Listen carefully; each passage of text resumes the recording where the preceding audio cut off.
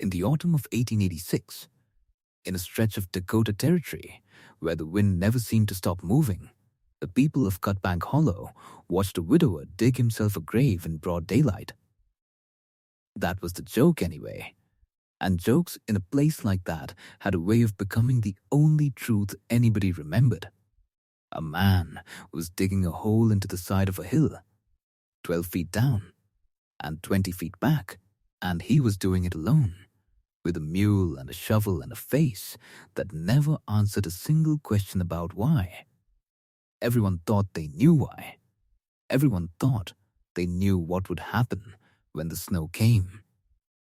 They were wrong about both. This is the story of the winter that proved them wrong. And it starts with a question the whole valley was too proud to ask out loud. What does a man know about the cold that the rest of us don't? Before the frost came that year, before the wind that would later get its own name, there was only a man named Amos Teague, a dog with a one-syllable name, and a hole in a hillside that everybody in Cutbank Hollow was already calling a grave. Subscribe now, because by the time the story ends, you'll know exactly whose grave it turned out to be. And it wasn't his. Was it foolishness?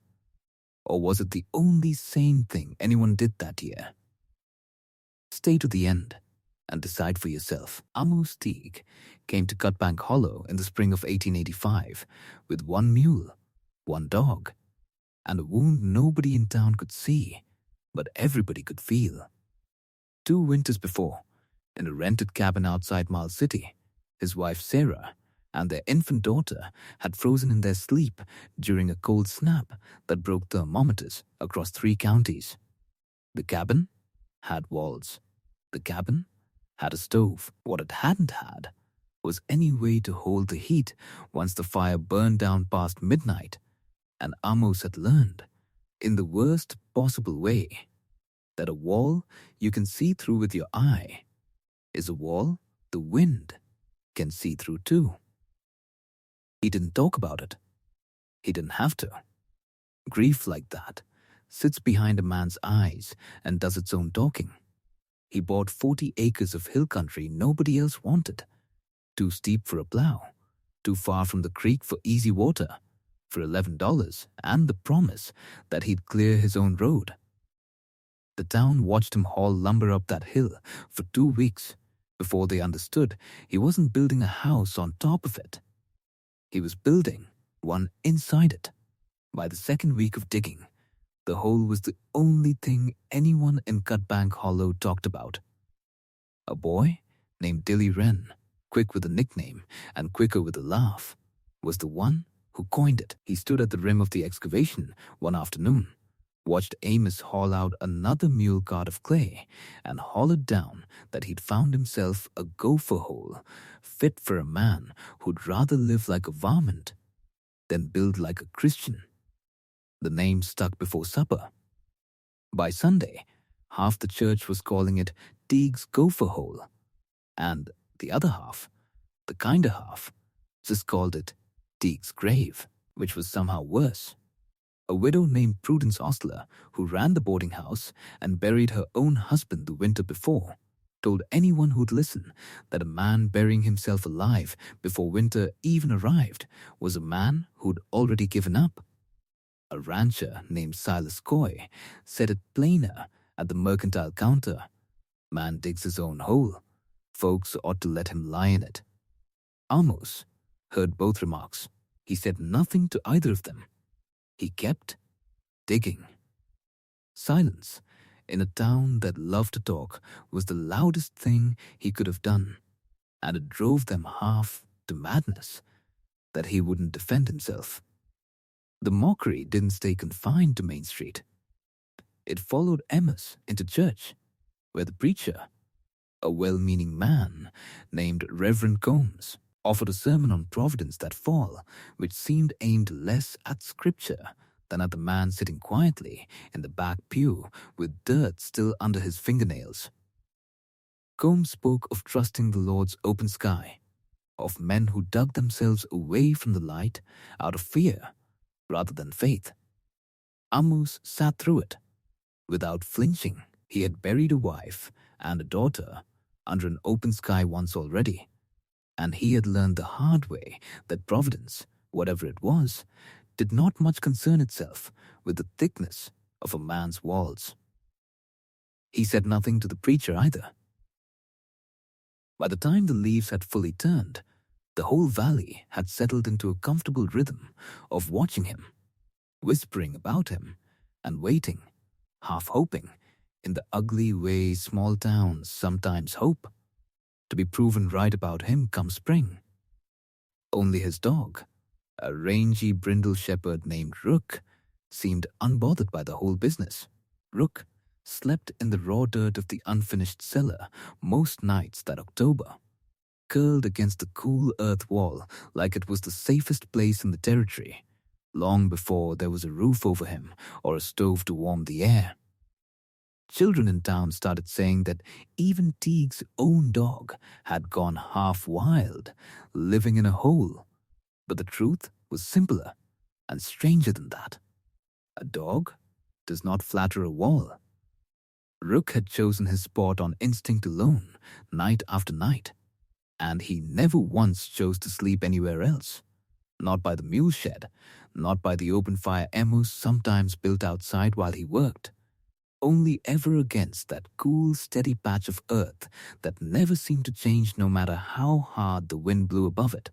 What nobody in Cutbank Hollow knew, because Amos never told them, because grief had taught him that explaining himself to people who'd already made up their minds was wasted breath, was that he had learned to trust the ground long before he ever lost Sarah.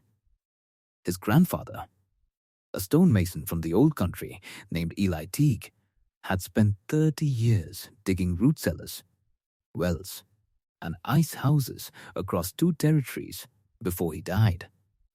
Amos had apprenticed under him as a boy, hauling stone and packing clay, listening to a man who talked more to the earth than he did to people. He remembered one October afternoon in particular, the 2 of them 6 feet down in a half-dug cellar outside Bozeman, the old man's breath fogging in the cold air above them, while the ground beneath their boots stayed strangely mild. Eli had knelt down, pressed his bare palm flat against the dirt wall, and said the thing a moose would carry with him for the rest of his life: winter can freeze the sky. Boy, it can freeze the river, freeze the birds right out of the air. But it can't freeze the ground 6 feet down. The ground doesn't know winter. It never has, and it never will. Amos had asked him why then did anybody bother building houses above the ground at all, if the ground was the only thing winter couldn't touch. His grandfather had only smiled and said that most men were too proud to live like the earth told them to. Pride, the old man said, killed more settlers than cold ever did. Cold just signed the certificate. The ground doesn't know winter. Amos had heard his grandfather say it 100 times over the years, and he'd carried the phrase with him through every cellar, every well, every mile of hard country between Bozeman and Dakota Territory. Eli Teague had dug wells into ground so frozen that other men gave up and hauled river water instead, and he'd never once lost a customer to a collapsed shaft or a poisoned spring. He measured everything twice. He trusted nothing above the ground that he hadn't first tested below it.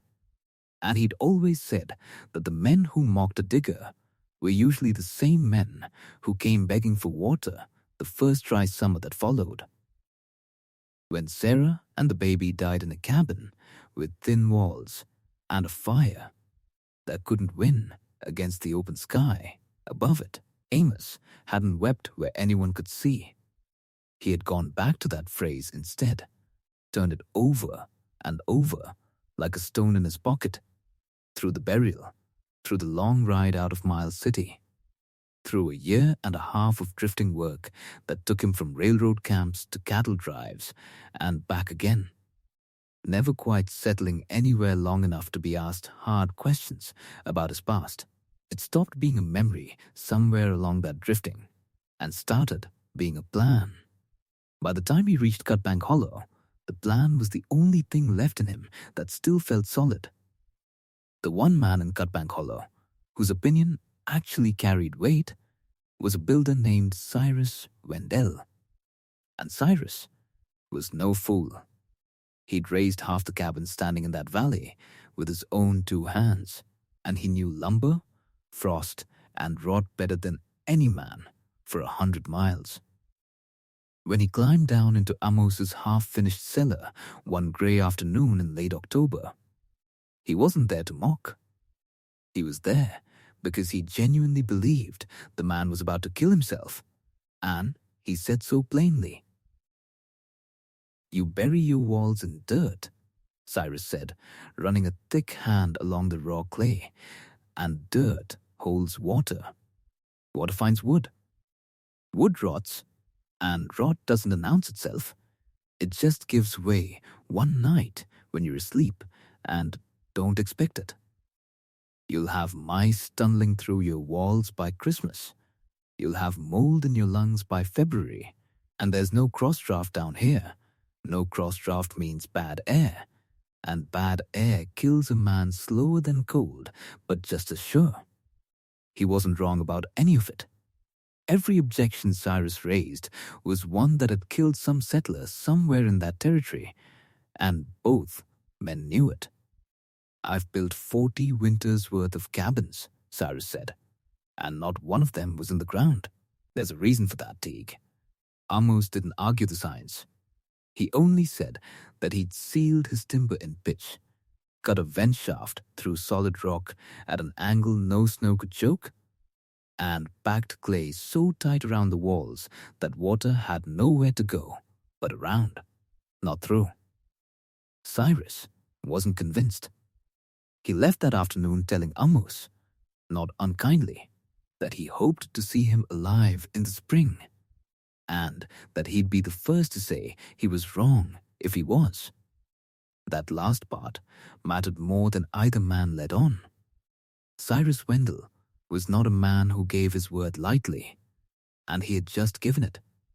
The building itself took the whole of that autumn, and Amos did nearly all of it with his own hands. He cut into the south face of the hill first, where the slope caught the low winter sun and turned its back to the prevailing wind. 12 feet down at the deepest point, 22 feet back into the hillside, deep enough his grandfather had taught him that the ground temperature stopped chasing the sky and settled instead into something steady, somewhere in the 50s, no matter what the thermometer above ground was doing. He framed the interior with hand-hewn timber, notched and pegged, no nails to rust, and split the wood over years of frost. Each log was soaked in pine pitch before it went into the ground, a trick his grandfather swore by to keep rot at bay. The walls themselves he packed in alternating layers: clay, then straw, then clay again, stamped down by hand until each layer was harder than the last 30 inches thick at the narrowest point. He built the roof low and arched, framed in timber, and packed with 2 feet of sod on top, so that from a distance the whole structure looked less like a house and more like a fold in the hillside itself. Grass growing straight across the roof by the second week. The real secret, the part Amos never explained to anyone in Cutbank Hollow because nobody asked the right question, wasn't the digging. It was the stillness. Every cellar house that failed because cold air found a way to move through it, under a door, around a window frame, up through a floor.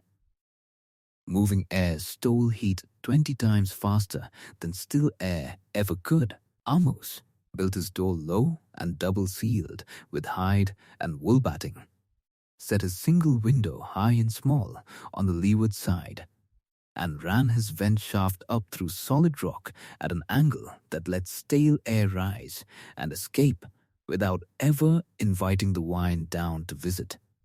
Still, air keeps the warmth it's given. That was the whole of it. Not magic, not luck, just a man refusing to let the wind find a way in. His hands paid the price for all of it. By the second week of November, his palms had split and healed, and split again, calluses building over blisters, building over calluses, until his hands looked older than the rest of him by a decade. He measured everything twice, 30 inches of wall thickness, 22 feet of depth into the hillside, 4 feet of clearance in the vent shaft, because his grandfather had taught him that a cellar built by guesswork was a coffin built by guesswork, and there was no room in either trade for a man who didn't measure twice. The clay alone nearly broke him. He hauled it up from a pit half a mile down the slope, 40 pounds at a time in a canvas sling across his back, because a wagon couldn't manage the grade he'd chosen for the hillside. Pull, haul, back, pull, haul, back, day after day, the same 3 motions, until his shoulders ached in a way that no amount of rest seemed to fix. He worked from the grey hour before sunrise until the light failed him each evening, stopping only to feed the mule and check on Rook, who took to following the sling back and forth along the path as if standing guard over each load. By the middle of November, his boots had worn through at the heel, and he wrapped them in hide. Rather than spend $1 in town, he'd rather put toward nails and pitch. The mercantile owner noted, without much kindness, that Teague hadn't bought a single plank of finished lumber all season, only raw timber, tar, and rope. It was true.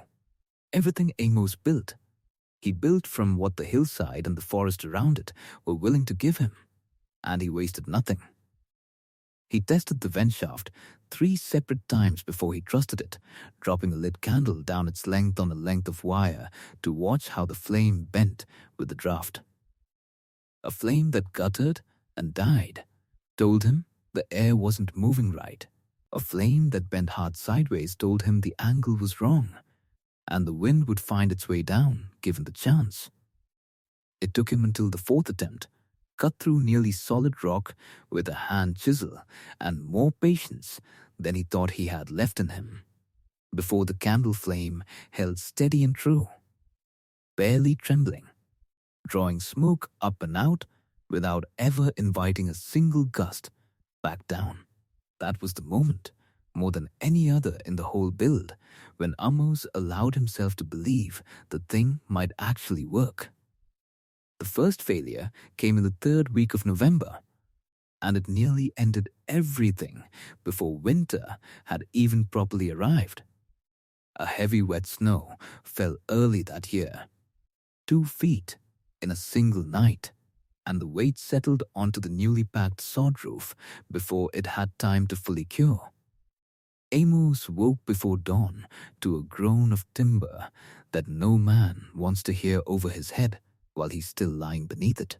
He got Rook out first, pushed the dog bodily through the low door into the grey morning light, and scrambled out himself just as one of the central roof beams gave a foot at the middle, and the whole ceiling sagged with a sound like a held breath finally let go. It didn't collapse, not fully, but it came close enough that Amos spent 3 sleepless days tearing the failure apart to find its cause. He found it in the beam itself, green timber, cut too recently, not given enough time to season before it was asked to carry 2 feet of wet snow. He'd been in a hurry. Winter had been coming, and he'd let the calendar rush a decision that should have taken patience instead. He hauled the beam out, replaced it with timber he'd seasoned for a full year in his mule shed, and doubled the support posts beneath the ridgeline for good measure. He rebuilt that section stronger than the rest of the structure combined, and he never rushed another beam again. A dead wall rots because it was never given the chance to be right the first time. A wall built with patience survives, Because it was. By the end of November, the cellar house was finished, sealed, and stocked. 300 pounds of dried beans, 200 pounds of salt pork, cords of split pine stacked along the entry tunnel, and a small iron stove vented up through that angled rock shaft. Cutbank Hollow still called it the Gopher Hole. Almost still said nothing. Rook still slept against the north wall every single night, choosing it over the warmer spot by the stove, as if the dog understood something about that particular patch of dirt that no human in the valley had bothered to learn. By the first week of December, the geese that usually lingered on the creek through Christmas were gone 3 weeks early, all at once, in a single grey morning flight that old-timers in town remarked on with more concern than they let show. By the second week, Rook stopped sleeping at all. He paced the length of the cellar tunnel at night, ears back, refusing food he'd normally bolt down without a second glance. Amos had seen that kind of unease in a dog only once before, the winter Sarah died, and it settled something cold and familiar into his chest that had nothing to do with the temperature. An old trapper named Hollis Grew, who'd wintered in that country longer than anyone still living, walked the length of Main Street on the 9th of December and told anyone who'd stop long enough to listen that the air had gone dead still, no wind at all, not even a breath of it, which in that part of the territory was worse than any gale a man could name. Wind you can fight, Hollis said, squinting at a sky the color of an old bruise. Stillness like this, before a system this size, that's the earth holding its breath before it screams. Nobody laughed at Hollis Grew. Nobody laughed at much of anything that week. Amos spent the 9th and 10th hauling in every last stick of wood he owned, checking every seal on every seam of his cellar house twice, and did not sleep either night. The ground doesn't know winter, his grandfather had told him once, but a man still does, and a man who's lost everything to it once learns to feel it coming in his bones. It arrived on the 11th of December, 1886, and within a week, the newspapers as far east as Chicago would be calling it the 7-day wind.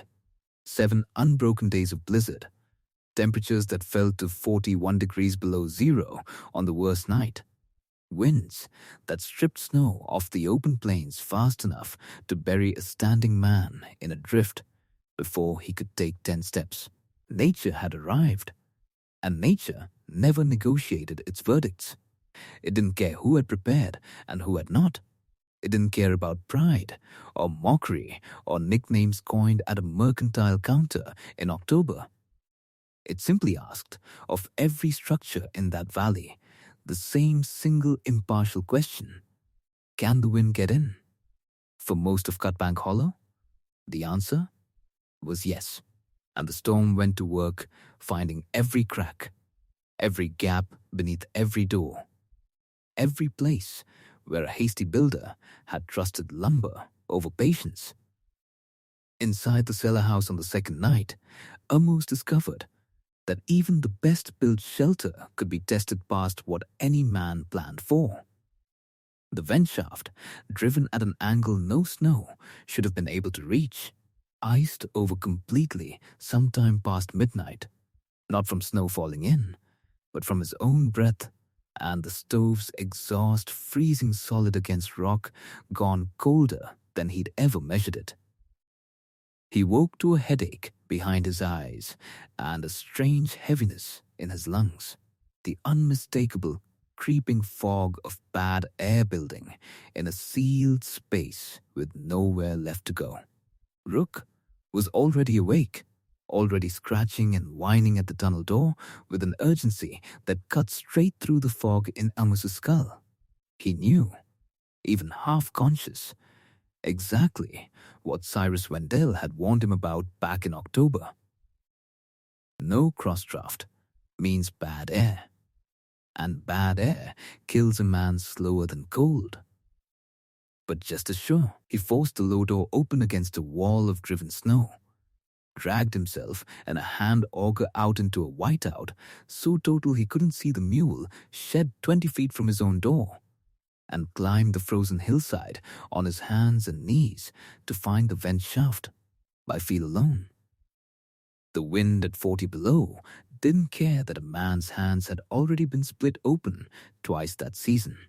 It cared even less that he was working blind, choking on air so cold it burned worse than any fire, chipping through solid ice with an auger that kept slipping from fingers that had gone past feeling entirely. One bad step on that slope, one lost grip, and the valley would have found him in the spring thaw instead of finding him at all that winter.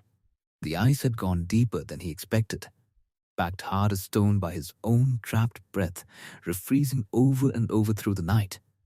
And the auger caught twice and nearly tore itself from his numbed grip before he found purchase again. His vision had started to narrow at the edges by then, a warning his grandfather had described to him once as the ground pulling a man's sight down into a tunnel right before it pulled the rest of him under. He forced himself to keep count out loud, a habit Eli Teague had drilled into him decades before, for exactly this kind of moment. 1 strike, 2 strikes, 3. Because a man who stopped counting was a man who'd stopped fighting, and a man who stopped fighting at 40 below did not get a second chance to start again. He broke through on the 3rd strike after the 4th attempt, felt the shaft breathe open beneath his hands, and half crawled, half fell back down the slope to the door, where Rook was already waiting, barking into the wind like he intended to hold the whole storm back by sound alone. The dog seized the cuff of Amos's coat in his teeth the last few feet and hauled with everything he had, small as it was against a grown man's weight, until both of them tumbled together through the low door and out of the wind for good. Amos lay against the cellar floor for a long while afterward, chest heaving, the fog finally clearing from his skull as clean, moving air worked its way down through the shaft above him once more. He didn't sleep again that night. He sat instead with a hand on Rook's back, listening to the wind scream against the hillside that refused to let it in, and thought, not for the first time, that the ground doesn't know winter, but a man has to fight, sometimes, to make sure winter doesn't find its way past the ground either. By the 3rd day, while Amos slept in shifts beside a stove that never stopped burning, the town below was failing one house at a time. Wind found the gap beneath Silaskoy's back door and iced his water barrel solid by morning. It found the loose chinking in Dilly Wren's family cabin and dropped their bedroom to 29 degrees by the 2nd night, forcing all 5 of them into one room around a stove burning through wood twice as fast as anyone had budgeted for. Cyrus Wendell's own cabin, built as well as any structure standing above ground in that valley, still lost heat through its walls hour after hour. And by the 5th day of the storm, his fire would stack, split, stacked, and measured with more care than most men gave a marriage, had burned down to less than a single cord. When the wind finally broke on the 17th of December, Cyrus Wendell was among the first to climb the hill to Amos Teague's door, not out of curiosity this time, but out of the plain fact that his own woodpile had run out a full day before the storm did. What he found waiting for him ended the argument before either man said a single word about it. Amos had hung 2 thermometers that final morning, one nailed to the outside doorframe, one hanging just inside the cellar's low entrance, and he'd kept a plain ledger through all 7 days, noting temperature, wood burned, and hours slept, the way his grandfather had taught him a man should always keep his numbers honest even when nobody else was watching. The outside thermometer read 19 degrees below zero that morning, warmer than it had been all week, but still lethal to anything caught out in it. The inside thermometer, hanging 6 feet from a stove that had burned less than half a cord of wood across the entire 7-day storm, read 61 degrees. Cyrus Wendell pressed his bare palm flat against the warm clay wall the same way Amos's grandfather once had, held it there a long moment, and said only 2 words. I was wrong. He didn't need to say more. The numbers required no interpretation, and a man who'd spent 40 years building above ground understood exactly what those 2 figures meant without being told twice. The knock on the door came that same night, and it kept coming for 3 more nights after. Silas Coy arrived first, half frozen, leading 2 neighbors whose own woodpiles had given out entirely, asking with more humility than Amos had ever heard from him if there was room enough underground for a few more bodies until the cold broke for good. Prudence Ostler came the next morning with 2 boarders in tow, her boarding house stove barely holding against a cracked flue nobody had noticed until the worst of the storm exposed it. Even Dilly Wren's family made the climb, the boy himself trailing behind his father, saying nothing at all about gopher holes or graves. Amos let every one of them in without a word of blame and without a moment of satisfaction on his face. He fed them from stores he'd measured for 1 man and 1 dog, split his last cords of seasoned wood without complaint, and gave up his own sleeping spot near the stove more than once, so a child could have it instead.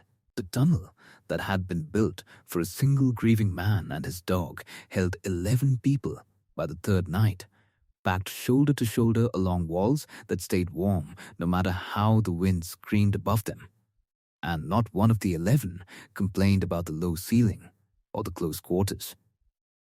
Reverend Combs himself came on the final night of the storm, half frozen and half ashamed, and Amos handed him a bowl of beans without a single word about providence or open skies. The preacher ate in silence and said a quiet grace before he did, and nobody in that packed little room found it strange that the grace was offered underground.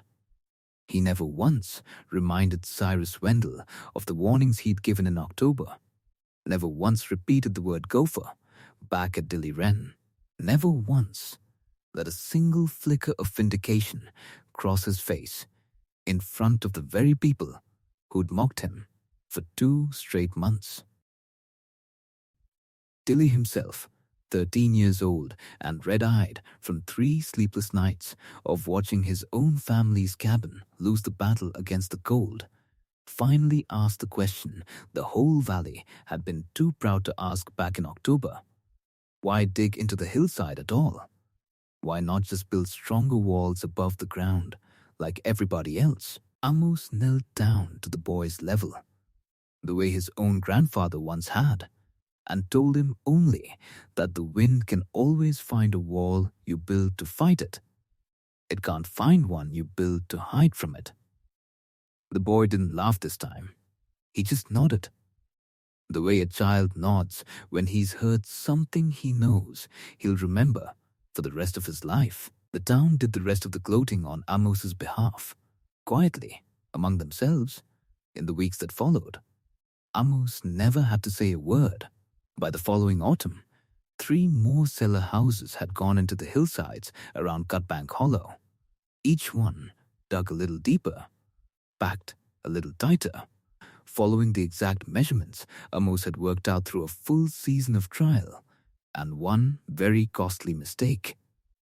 Cyrus Wendell himself built the second one, alongside Amos, refusing payment for his labor and insisting instead on learning the method properly from the man he'd once tried to talk out of a grave.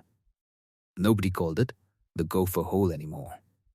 Somewhere over that following year, without anyone quite deciding it on purpose, the valley started calling the design the teak cellar instead. And by the time The next hard winter arrived. Half the hillsides in that county were dotted with sod roofs and low doors built on the same principle, the idea having long since outlived the argument that once surrounded it. The strongest shelter a man can build isn't always the one that looks strongest standing above the snow. Sometimes it's the one dug low enough and built patient enough to remember that the ground never lies, even when the whole sky above it is screaming otherwise. So here's the question worth sitting with. If you'd stood at the rim of that hole in October, watching a grieving man dig what looked like his own grave, would you have laughed along with the rest of Cutbank Hollow? Or would you have been the one person willing to climb down and ask him why?